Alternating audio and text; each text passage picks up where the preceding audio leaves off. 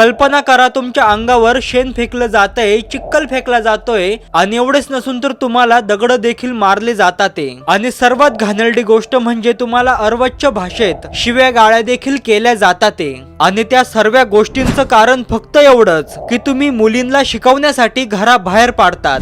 18व्या शतकात स्त्रियांसाठी शिक्षणाचे दरवाजे बंद होते, परंतु ज्योतिरावांनी एक स्वप्न पाहिलं आणि ते साक्षात सावित्रीबाईंनी ते स्वप्न जगलं। त्या काळात जेव्हा एका स्त्रीने हातामध्ये पाटी आणि पेन्सिल धरली तेव्हा अख्खा समाज तिच्या विरोधात उभा राहिला। जेव्हा प्लेगची साथ आली तेव्हा सावित्रीबाईंनी स्वतःच्या जीवाची पर्वा न करता ते रुग्णांची सेवा करत राहिले आणि एवढंच नसून तर एका आजारी मुलाला खांद्यावर वाहून नेत असताना त्यांना देखील संसर्ग झाला आणि ह्या सेवेच्या याज्ञात त्यांनी आपला प्राण अर्पण केला।